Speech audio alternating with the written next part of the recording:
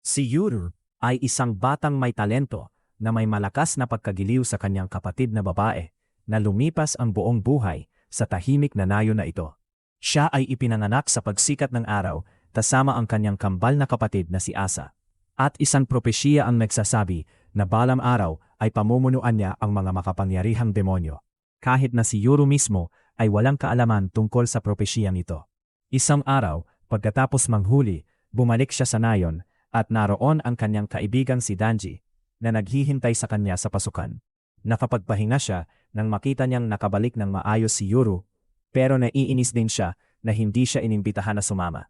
Gayunpaman, hindi siya makapagreklamo nang huli na nahuli ni Yuru ang isang pabo ng mag-isa. Habang naglalakad silang pabalik sa nayon, sinalubong si Yuru ng lahat ng mga taga-nayon at inalok pa niyang tumulong sa kanilang mga gawain mamaya. Pero una, kailangan muna niyang umuwi. Pagdating sa bahay, abala sina Lola Yamaha at ina ni Danji sa pagpuputol ng mga troso. At nang makita nilang nahuli ni Yuru ang isang pabo, talagang humanga sila. Tinanong ni Yuru si Lola Yamaha kung kumusta na ang kanyang kapatid na si Asa kamakailan. At sinabi niya na abala pa rin si Asa sa kanyang mga gawain tulad ng dati. Pumunta si Yuru sa bodega upang makita ang kanyang kapatid na si Asa. At sa likod ng isang kahoy na kulungan, nakaupo si Asa sa katahimikan. Maaaring mukhang medyo kakaiba ito, pero mukhang ayos na ayos siya sa ganitong ayos. At sa katunayan, maganda ang relasyon nila ni Yuru. Umupo si Yuru sa tabi ng hawla at sinimulang ikwento kay Asa ang tungkol sa kanyang paglalakbay sa pangamaso. At humanga siya sa kanyang mga nagawa. Gayunpaman, hindi talaga masaya si Yuru tungkol dito dahil talagang umaasa siyang makahuli ng baboy ramo o kung anuman. Sa katunayan, mahina ang ani ngayong taon. Kaya baka hindi sila magkaroon ng sapat na pagkain para sa taglamig kung hindi siya gagawa ng aksyon agad. Nang marinig iyon, medyo nagalit si Asa at tinanong kung balak bang bumaba ni Yuru sa bundok para maghanap ng trabaho. Pero sinabi niya na hindi niya kailanman gagawin iyon. Tinag-iigihan niya ang kanyang mga kasanayan sa panganaso upang hindi na kailangang pumababa sa bundok. Pagkatapos ng lahat, ayaw niyang iwanan si Asa. At masaya siyang marinig iyon. Maya-maya, lumapit si Nanay Danji para tawagin si Yuru dahil nandito si Dera at malamang ayaw niyang palampasin siya. Si Dera ang tanging tao na regular na umaalis at bumabalik sa nayon at lagi siyang may dalang mga dekalidad na produkto tulad ng mga pangpawala ng sakit, genetically modified na mga buto at iba pang mga bagay. Pagdating ni Yuru, tinanong siya ni Dera kung may gusto siya. Ngunit sinabi ni Yuru na gusto lang niya ng isang bagay na maibigay kay Asa. At may tamang bagay si Dera. Ibinato niya ang isang bola kay Yuru. At siya ay nagpapasalamat dahil ito ay perpekto para sa kanya. Matapos makipagkalakalan ni Dera sa mga taga-nayon, umalis siya upang bumalik sa paanan ng bundok. Samantala, abala sina Danji at Yuru sa paglalagay ng dayami para matuyo. Dinanggit ni Danji na talagang gusto niyang makalapas ng nayon tulad ni Dera. Hindi naiintindihan ni Yuru kung ano ang malaking bagay tungkol sa labas ng mundo. Pero itinuro ni Danji na lahat maliban kay Dera na umalis sa nayon ay hindi na bumalik, kaya siguradong maganda doon. Gayunman, sinasabi ni Yuru na magiging masaya siya na mabuhay sa natitirang bahagi ng kanyang buhay sa nayon na ito. At naiintindihan ni Danji kung bakit, lalo na't nandito si Asa.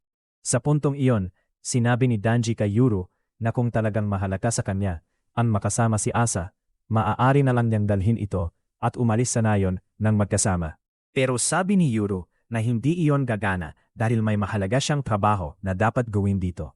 Maya-maya, narinig ni Yuru ang malakas na ugong na tunog. Habang tinitingnan niya ang langit, makikita niya ang mga usok na nag-uumapaw sa hangin. Sa likod ng mga eksena, may isang kamay na umabot at winasak ang hadlang sa paligid ng nayon, na inilantad ito sa labas ng mundo. Habang bumababa ang hadlang, nakita ni na Yuru at Danji na ang usok ay nilikha ng isang eroplano na lumilipad sa itaas. At ang umuugong na tunog ay mula sa dalawang helikopter. Walang sino man sa nayon ang nakakita ng ganito noon. Ang buong nayon ay nahulog sa kabuluhan habang ang mga helikopter ay lumilipad sa itaas. Ngunit hindi ito simpleng kaso ng isang lihim na nayon na natuklasan.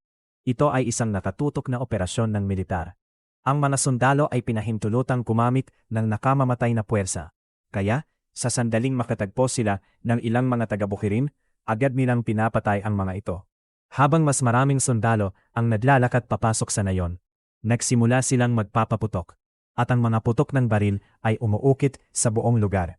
Ilang mga taga-nayon ang tumakbo kay Lola Yamaha upang tanungin kung alam niya kung ano ang nangyayari.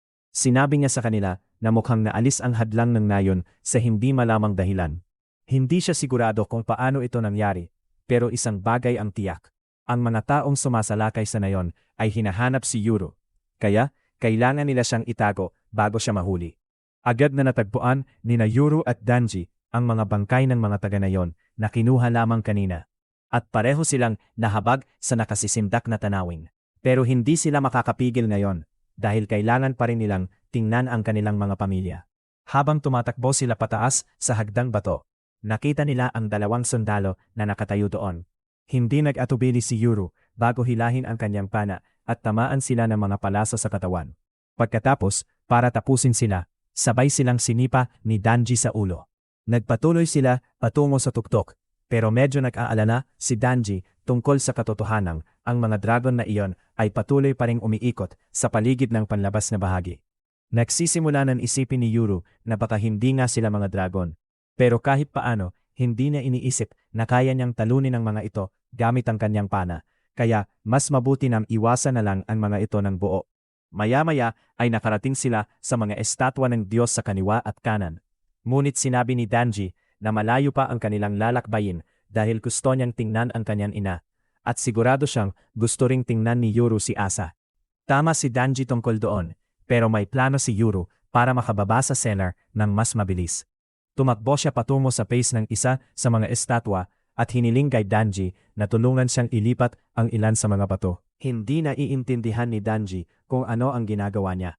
Pero sinabi ni Yuru na magtiwala na lang sa proseso at tumulong. Ilang minuto ang lumipas nang maalis na ang mga bato. Kinuha ni Yuru ang isang panel sa base ng estatwa na nagbukas ng isang lihim na daan na diretso pababa sa bodega. Walang ideya si Danji na may ganitong bagay pa. Pero mabuti na lang at mayroon. Dahil ngayon ay mas mabilis na makararating si Yuru kay Asa. Samantala, sa ibabaw, isang batang babae na nagngangalang Gabi ang kakababa lang mula sa isang helicopter. Sa harap ng isang grupo ng mga taga-Bukirin na may dalang mga itak. Mukhang wala siyang armas, kaya hindi sigurado ang mga taga-Bukirin kung siya ay banta o hindi. Pero bigla niyang pinisil ang kanyang mga daliri at biglang may bahagi ng katawan ng isang taga-Bukirin na natuklaw, parang kagat ng fox ni Aki. Pagkatapos ay sinimulan niyang alisin ang lahat ng mga taga-Bukirin isa-isa. Sinubukan ng isang ina na dalhin ang kanyang anak at tumakbo bago pa huli ang lahat. Pero masyadong mabilis si Gabi para doon, kaya't pinugutan niya rin ng ulo ang ina. Ang bata ay puno ng labis na takot sa nakita niyang pira-pirasong katawan ng kanyang ina. Ngunit nang akalaing mangyayari rin iyon sa kanya, sinabi ni Gabi na hindi niya kailangang mag-alala dahil may patakaran siya laban sa pagnana sa mga bata. Gayunpaman, hindi ibig sabihin noon na hindi siya laban sa pagkatakot sa kanila sa isip. Ngayon na naasikaso na ang mga taga-Bukirin dito, tumawag si Gabi para ipaalam sa mga tropa ng grupo na ligtas na silang makakyat. Ngunit sa kanyang gulat, walang tugon mula sa kanila. At iyon ay dahil nakasalubong ng mga sundalo si Dara sa daan pababa. At hindi siya nag-aksaya ng oras sa pagkuha sa kanila. Hindi siya sigurado kung ano ang maaaring nagkamali para maalis ang hadlang, pero tiyak na magdudulot ito ng problema. Kaya kinuha niya ang kanyang telepono at tumawag kay Hana upang sabihin sa kanya na gusto niyang baguhin ang lugar ng pagkikita dahil tiyak na nasa panganib ang tunay na Asa.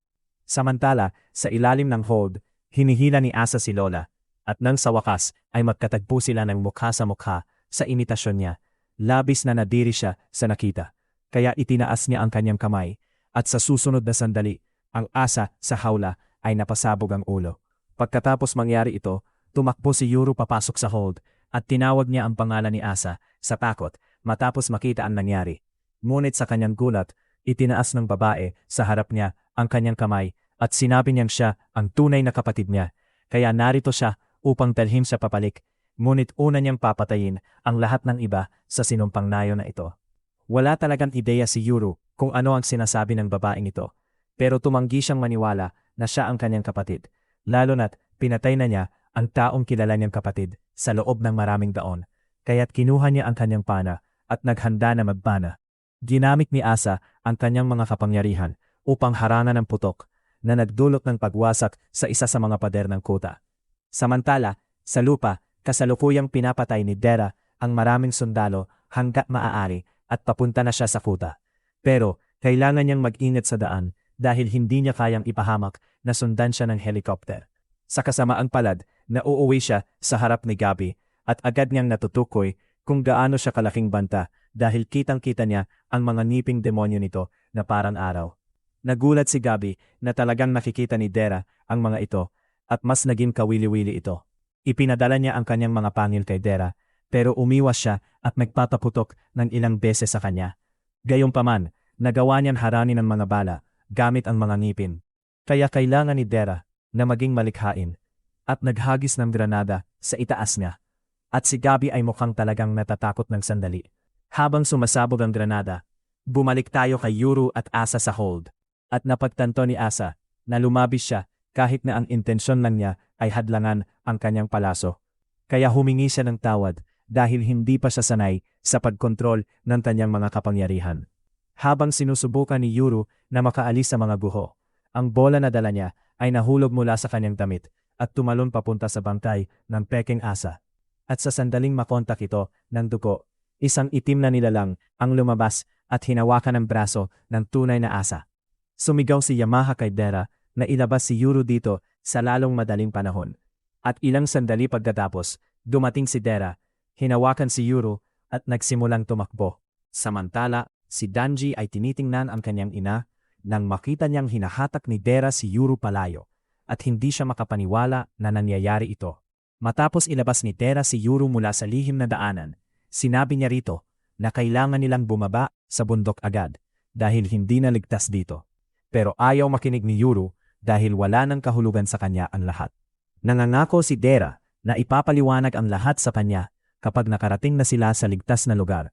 Pero hindi talaga opsyon ang tumakas ngayon dahil may dalawang helicopter na umiikot sa kanila na may mga sniper sa loob.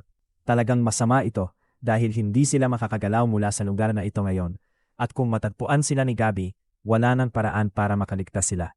Gayunpaman, masyadong abala si Yuru sa pag-iisip na baka patay na si Asa. Nakita niyang kumalaw siya ng kaunti bago siya hilahin ni Dera palayo. Pero ngayon, hindi na siya sigurado kung iyon nga ba ang totoong Asa o hindi. Pakiramdam din niya, ayaw na ayaw niyang iniwan si Yamaha ng ganon at hindi pa rin niya alam kung sino ang babaeng nagpakilalang Asa. Pero sinabi niyang papatayin niya ang lahat ng tao sa nayon at hindi niya maintindihan kung bakit ito nangyari. Wala talagang oras si Dera para ipaliwanag ang lahat, kaya ibinigay na lang niya kay Yuru ang isang jade na palamuti at sinabi na ipasok ito sa butas sa lupa. Tuwirang tumanggi si Yuru dahil ayaw niyang pumasok sa linya ng paningin ng sniper na iyon. Pero alam ni Dera na hindi papatayin ng sniper si Yuru dahil nandito sila para hulihin siya ng buhay. Kaya sinabi niya kay Yuru na gawin na lang ito at nag-aatubiling pumayag si Yuru.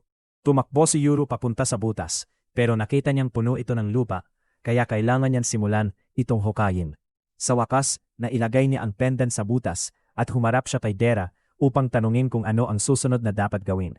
Pero isang segundo mamaya, pinagsakluban ni Dera ang ulo ni Yuru sa lupa. Nagdulot ito ng pagdurugo sa kanyang ilong at nagkalat ang kanyang dugo sa pendant. Tumayo si Yuru at sinigawan siya dahil dito. Ngunit ang huling hakbang ng ritual ay kinakailangan ibuhos ang dugo ni Yuru sa pendant. At ngayon na natapos na ang hakbang na iyon, handa na ang lahat. Inihahanda ng mga sniper ang kanilang mga sarili upang patumbahin si Dera kapag mayroon na silang malinaw na tira. Ngunit bago nila maiputok ang gatilyo, nag-activate ang pendant at pinakawalan ng dalawang estatwa ang seal ng kapangyarihan sa loob nila. Bilang resulta, dalawang makapangyarihang demonyo ang lumipad palabas at sinimulang pira-pirasuhin ang mga helicopter na nagdulot ng pagbagsak nito sa lupa. At sa kabilang bahagi ng nayon, natatakot si Gabi nang makita niyang bumagsak ang mga chopper. Hindi dahil magkaibigan sila ng mga piloto, kundi dahil sila ang dapat maghahatid sa kanya pauwi. Kaya, ngayon na wala na sila, kailangan niyang maglakad pababa ng bundok. Samantala, sa panig ni Yuru at Dera, humarap sila sa mga demonyo na nakatago sa loob ng mga estatwa. Kaliwat kanan, at pareho nilang tinatawag si Yuru na kanilang Panginoon.